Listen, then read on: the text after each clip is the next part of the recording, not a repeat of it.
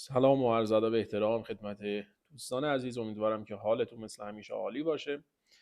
در خدمتتون هستم با بررسی گزارش آموزش تحلیلی شاخص داو جونز آمریکا از 1 جولای 2024 تا 5 جولای 2024 و همچنین سناریوهای هفته جاری که بشه 8 الی 12 جولای. خب دوستان عزیز، با توجه به اینکه ویدئوی اول تحلیلی داو جونز هستش و میخوایم یک دورنمای کلی و دورنمای شاید بشه گفت چند ساله خدمتون ارائه بشه، از تایم فریم ماهانه آغاز میکنیم و میریم جلو و هفته های آتی صرفاً تایم فریم 4 ساعته و 1 ساعته خدمتون ارائه خواهد شد. در تایم فریم ماهانه هستیم و عرض کنم خدمتتون که بله، یک شکست پرقدرتی رو داشتیم چند ماه پیش و پولبکی به اون سطح داشت که پولبک در واقع کامپلکس بود و ما انتظار داریم که پولبک به صورت کلاسیک تکمیل بشه و این ناحیه رو ببینه، وگرنه قدرت چندانی برای صعود من فکر نمی کنم داشته باشه. البته مستحضر هستید که همه اینها تحلیل هست و میتونه نقض بشه ولی تصور بنده این هستش که این در همین حوالی به بریکیونی که در تایم فریم های پایین اشاره خواهم کرد بخوره و تا این ناحیه بریزه و اینجا ناحیه تصمیم گیری خواهد بود که اگر زون مینور رو از دست بده روند کلا نزولی میشه و پس از این که برخورد کرد اگر سیگنال بار صعودی دیدیم با فالو تروش میتونیم وارد بشیم و باز هم این سقف رو بزنیم. در تایم فریم ویکلی هم ملاحظه می‌فرمایید و تقریبا همه نواحی مهمی که عرض شود که در چارت هست رسم شده خدمتتون و بله، ستاپ چارتش تکمیل هستش و معمولا ما سالی یک بار تایم فریم ویکلی و مانسلی رو تحلیل میکنیم و امتداد میدیم به سمت راست. در تایم فریم دیلی شما باید ماهی یک بار این کار رو بکنید، تایم فریم هفتگی هفته‌ای یک بار باید ستاپ چارت بکنید و تایم فریم روزانه معمولا هر روز باید این کار رو انجام بدید. خب البته منظورم از هر روز وقتی که به یک سری از نواحی نرسیده بود که مصرف نشده همون رو امتداد میدید به سمت راست، ولی خب نواحی جدیدی که ایجاد میشه باید در تحلیلتون مشخص باشه. بله، تایم فریم هفتگی رو ملاحظه میفرمایید که عرض کنم خدمتتون درسته. یک کمی من زوم بکنم اینجا، شما چی میبینید اینجا؟ خب مشاهده میشه که سقف این سوینگ های لیکویدیتی گرب شده توسط موج صعودی بعدی ولی کف این زده نشده.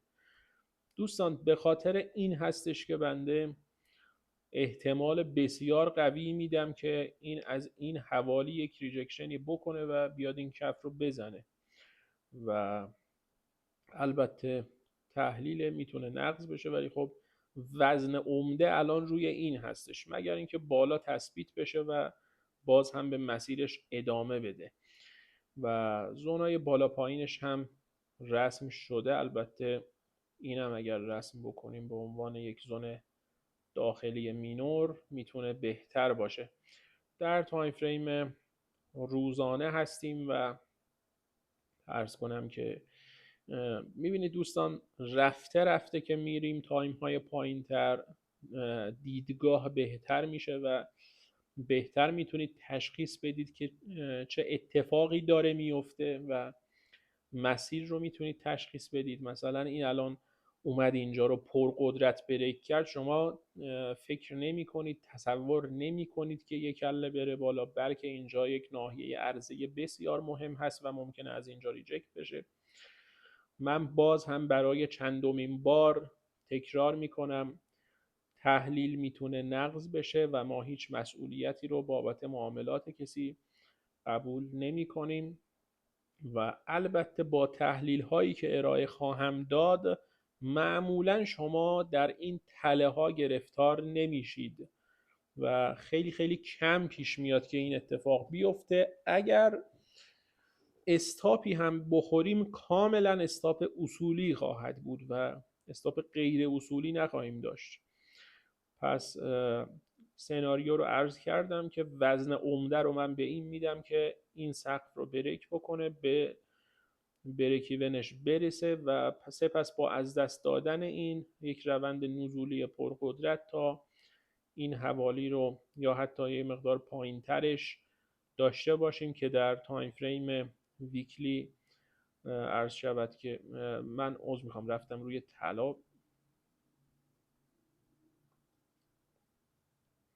بله، در تایم فریم ویکلی بهتر مشخص هستش که تا کجا میتونه بیاد و میتونید از این تفکر استفاده بکنید. و عرض کنم که مثال های نقضش چی میتونه باشه؟ اینکه بره اینجا تثبیت بشه، پول بک بکنه و سقف سوینگ های آغازگر پول بک رو بزنه که به عنوان زون خارجی عمل خواهد کرد.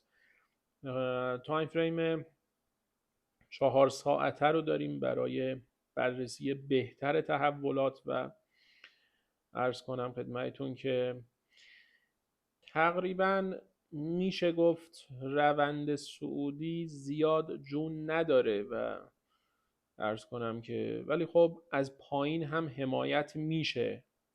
نیازمند این هستش که به یه جای خیلی خوبی برسه برای عرضه و اون تقریبا این حوالی میتونه باشه، ما بین این زون و این زون میتونه یک زون تمیز باشه برای سیل گرفتن. در خصوص پوزیشن بای اگر مثلا از همینجا ریخ چیکار بکنیم، اینجاها تثبیت شد چیکار بکنیم؟ اگر اینجا ریخ تثبیت شد و خواست برگرده، شما یک زون مینور داخلی پیدا میکنید و با استناد بهش میتونید وارد پوزیشن خرید بشید به تارگت بالا. یا اگر اون اتفاقی افتاد که بالا عرض کردم، اینجا میتونید مثلا وارد پوزیشن سل بشید. یا اگر اون اتفاق این حوالی افتاد، مهم نیست، شما این کار رو میتونید انجام بدید. ولی خب فعلا داخل یک ناحیه رنجی هستش، ولی تمایل رنج به سمت بالا هست با توجه به اینکه زور کافی رو نداره. مثلا اینجا زور کافی کاملا مشخص بود.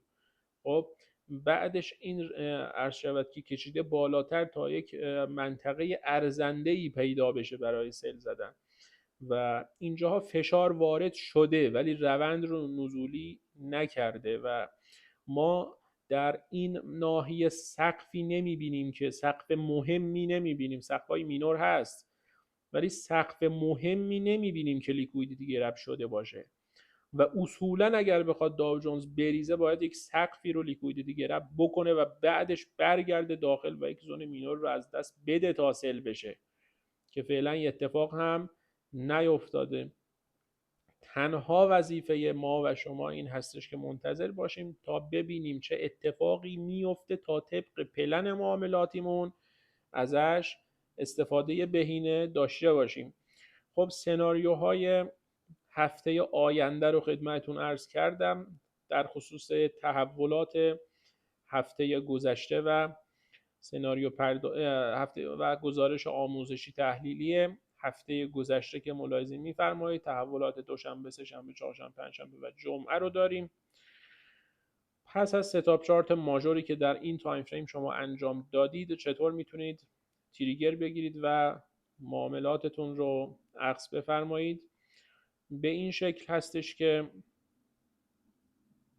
از این روز که دوشنبه باشه. خب دوستان عزیز، پس از برخورد به ناحیه ماژور دنبال یک ناحیه مینور میگردید برای فروش. میتونه ناحیه مناسبی باشه. دوستانی که ریسک پذیر هستن میتونن ورود بکنن با شبه سوینگ ها، ولی عرض شود که دوستانی که میخوان معاملات خیلی تمیزی بگیرن با وین ریت بالا، من توصیه نمی کنم. شبه سوینگ ها رو توصیه نمی کنم و عرض شود که بهتره که با سوینگ ها بخواین معامله بکنید. مثلا از دست رفتن این که دیگه خیلی طولانی میشه، واقعا خیلی بزرگ میشه استاپش و صلاح نیست.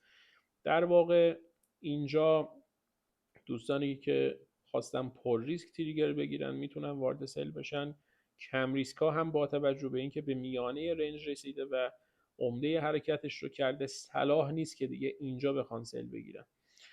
خب میایم پوزیشن های بای رو بررسی بکنیم.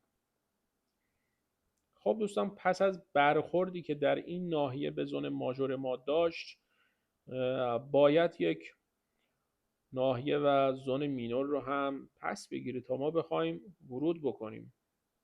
ما اینجا رو صلاح میدونیم برای پوزیشن خرید. شما بای میزنید ولی خب نمیتونه پرقدرت برگرده، اصلاحاتی میکنه ولی استاپ نمیخورید با فاصله چند پیپ و برمیگرده تیپیتون رو میزنه. اگر اونجا ورود نکردید، عرض کنم که اینجا تریگر بسیار بهتر و تمیزی میتونید بگیرید، چون نزدیک به ماژوره، این فاصلش زیاد بود. خب اینجا میبینید که حدوداً در 15 دقیقه تیپیش زده شده. پس از بک تو بریک ایونی که داشت، اینجاها هم میشه وارد پوزیشن خرید شد. مثلا وقتی سقف این رو شکست،